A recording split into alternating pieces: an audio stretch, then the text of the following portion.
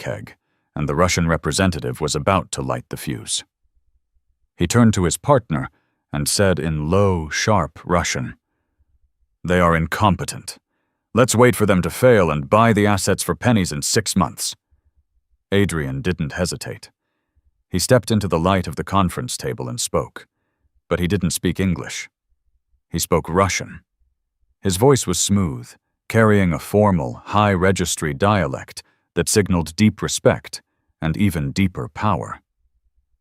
"Actually, Minister Sokolov," Adrian said in Russian, "the assets are currently undervalued by 20% due to temporary market shifts.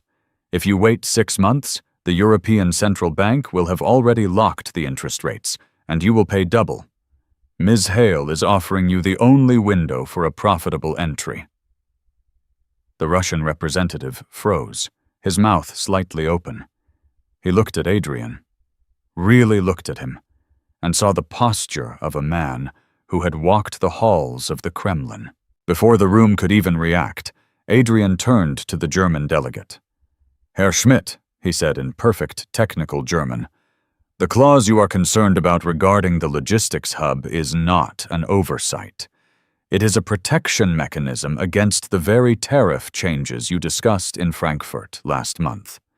If you look at page 42, you'll see the indemnity clause is actually in your favor."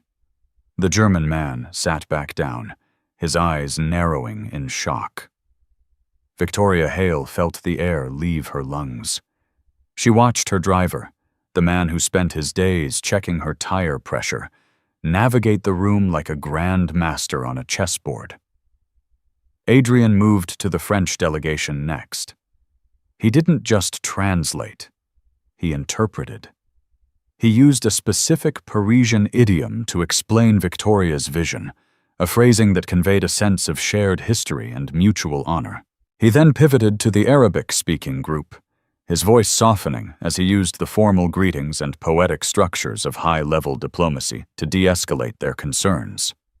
He explained the partnership not as a transaction, but as a mithaq, a covenant between houses based on honor. Within 15 minutes, the shouting had stopped. Within 30, the delegates were laughing.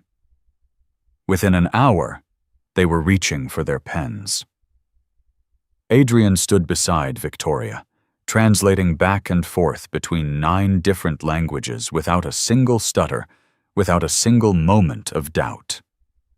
He corrected Marcus's previous errors with a polite nod